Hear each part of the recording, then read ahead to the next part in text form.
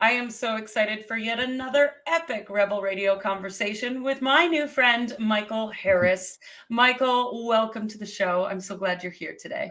I'm so glad I'm here too. And, it's really great to meet you and already have had a conversation and really looking forward to seeing what comes out of our mouths, during our show here. I love it. As my audience knows, whatever comes out of your mouth goes on the show. So, Yeah. who has time for all that editing crap? Yes, Not me. I So, agree. before we went live, as always, I shared a bit of your numerology with you. And I'm curious, how did that land? What stood out to you? Well, one of the things that I heard you say in my numbers was the idea about love and learning to love yourself. And Hmm. that's been really, really huge for me because I used to hate myself. Yeah. And I felt this incredible self-esteem. I had an accident as a 12-year-old, a water skiing accident, where I had 60% of my liver removed, 21 blood transfusions, Ooh. collapsed lung, and I slid into a coma for 10 days. And when I went into the coma, towards the end of it, is the best way I can identify it is that I had a near death experience. And I left Mm-hmm. my body and I found my group, myself within a group of spirit. I don't call it God. I don't call it Jesus. I call it a group of spirit because that's the best way I could ever identify it. This was Hmm. 1971. And as I started coming back to my body, I felt myself coming back and I reached out and says, I don't want to go. Yeah. And I was told, what I heard was that it's time for you to go back. Everything is going to be okay. Hmm. And I went back, and that's again the best that I can identify is that's when I woke up. Yeah. And that's when I started moving because I wasn't expected to live.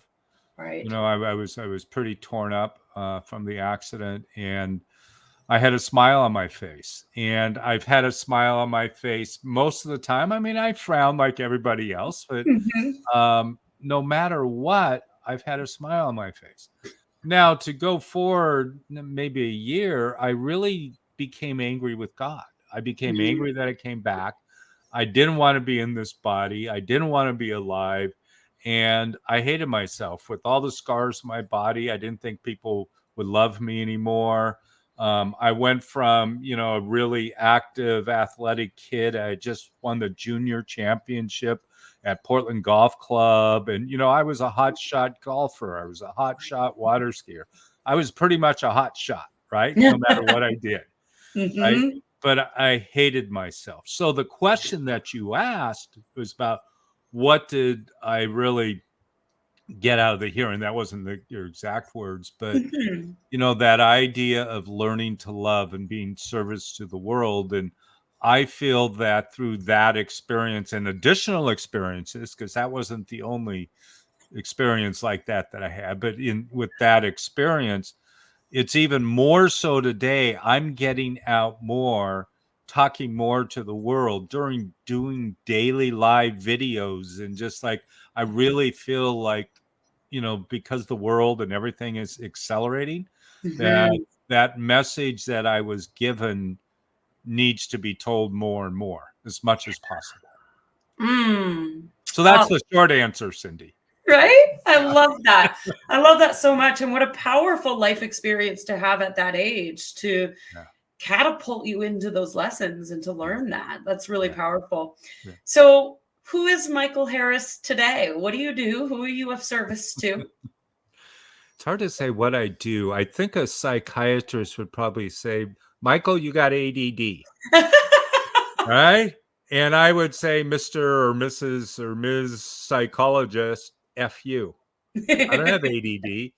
I am passionately diverse, Yeah. Oh, I like right? that. I like multiple things. Yeah. Even in the reading, there was something about being a hermit.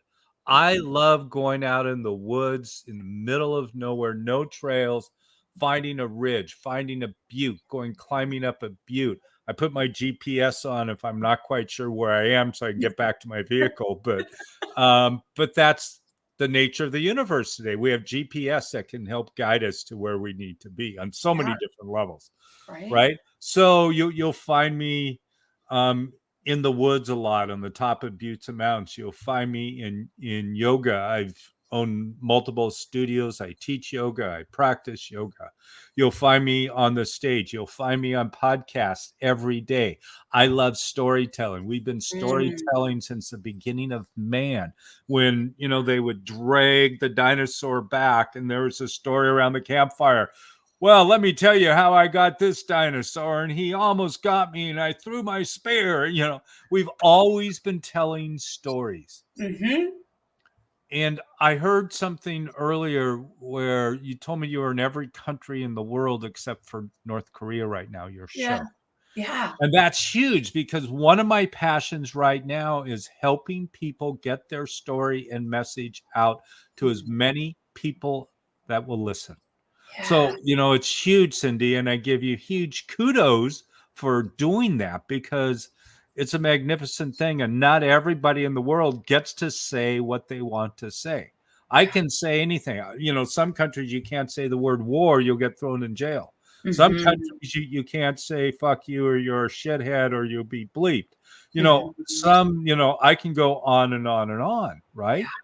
But we need to get our message out and connect with each other. My message will connect with somebody and will connect with others. Somebody else. You had Timothy on, Stutz. He's a children's book, 89 books. This guy wrote 89 children's books. Right. Hallelujah. Helping kids to navigate the world of spirit. I mean, how magnificent is that, right?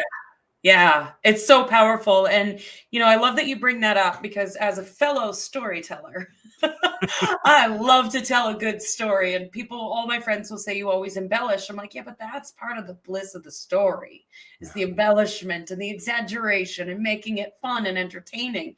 But that's what Rebel Radio is all about. This was a passion project to help people share their wisdom with the world. And I get to meet total strangers, because you and I had never met. I get to meet total strangers and have a conversation with them live, unedited, and help you share your story. And that's what I love about Rebel Radio. Yeah. Well, not only help me share my story, but I'm here to help you share your story too. Your story of Rebel Radio. Yeah.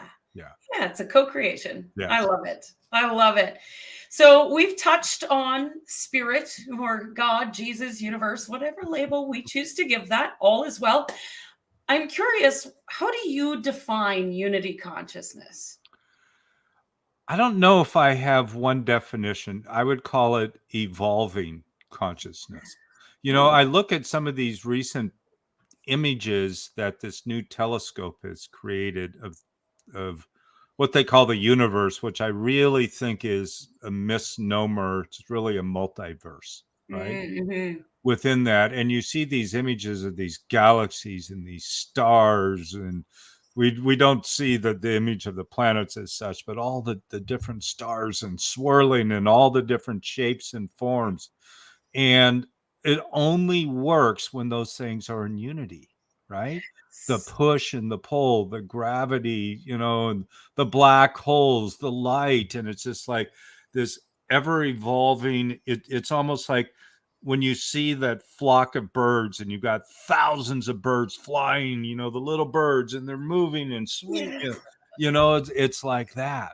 And it's constantly shifting and evolving and working with each other and supporting each other. And, it's got to be filled with that idea, coming back to the idea of love. It's got to all be filled with love and that connection with each other.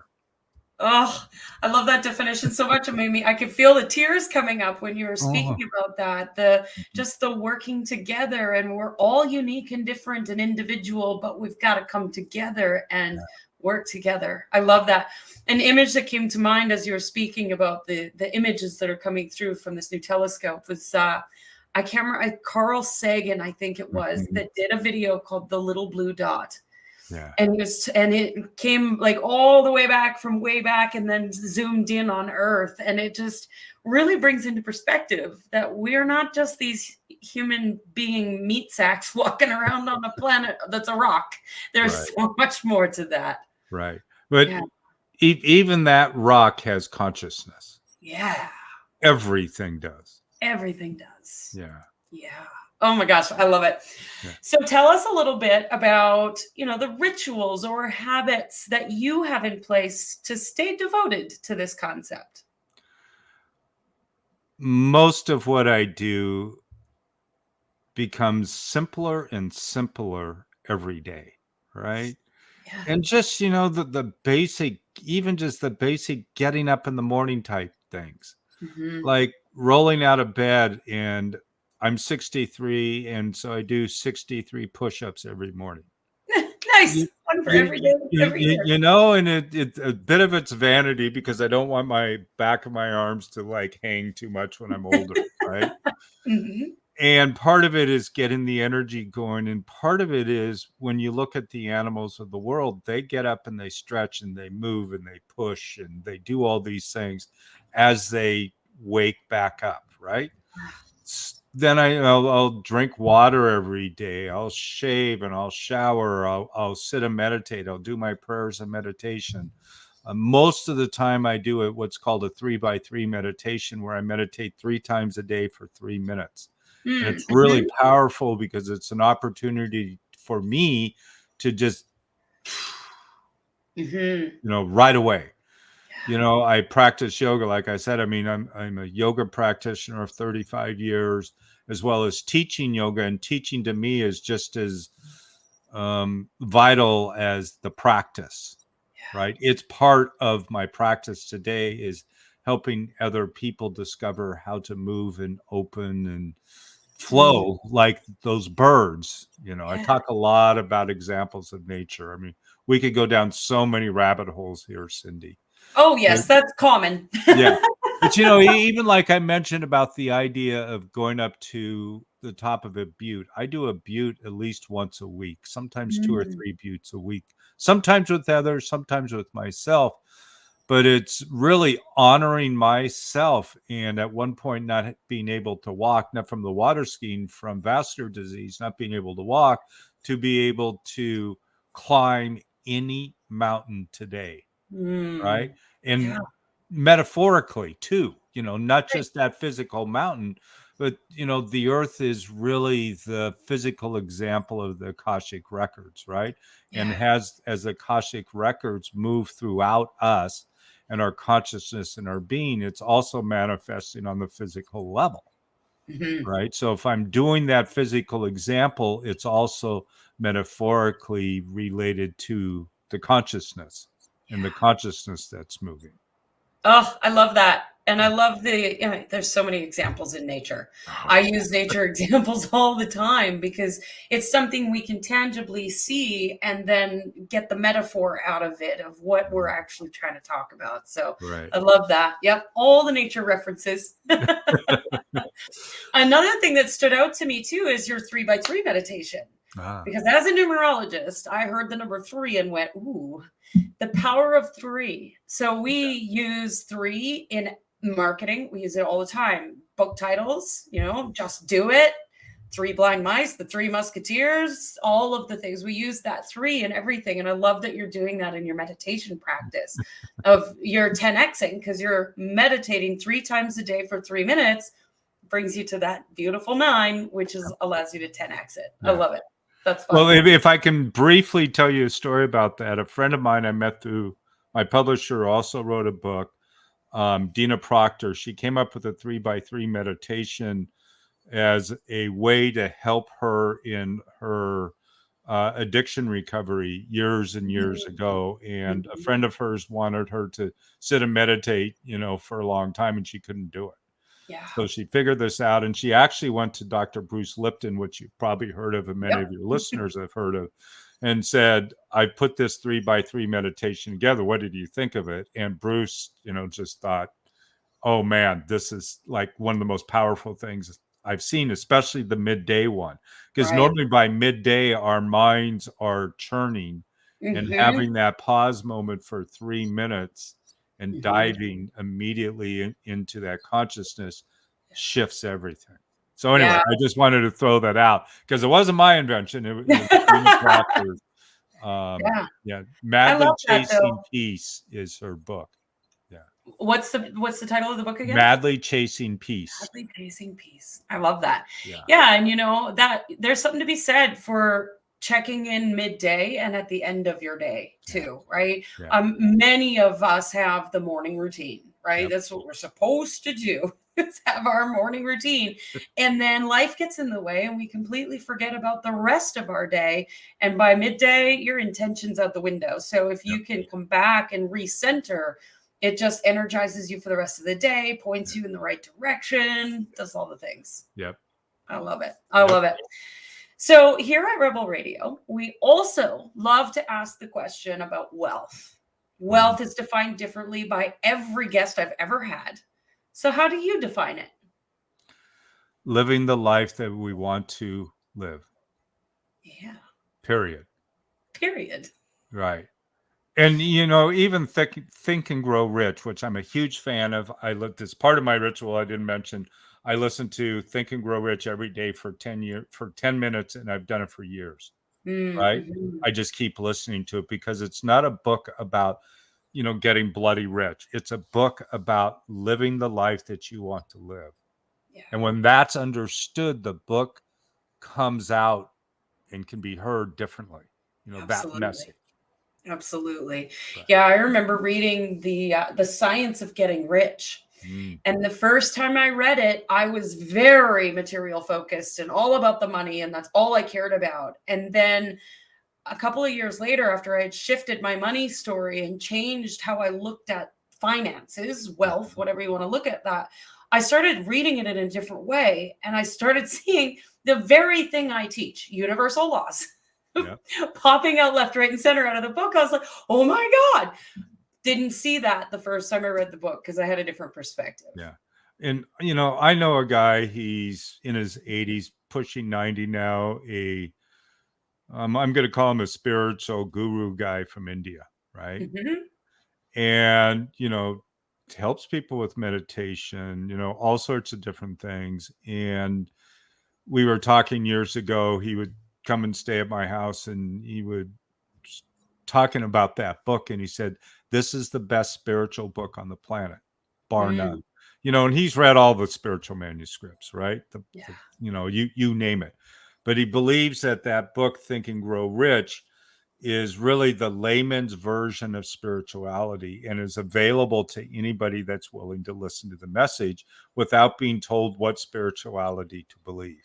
Mm, yeah. I Right. love that. I Right. love it. Yeah. Yeah. That's good. Powerful stuff. Kind of inspiring me to go read it again. 10 minutes a day. It's kind of like the 3x3, but it's Yeah. 10 minutes a day. I set my timer and just listen. I love it. I love it. So, what's something you've discovered about yourself along your journey of growth that's really helped you to grow as an entrepreneur and to know yourself as an entrepreneur?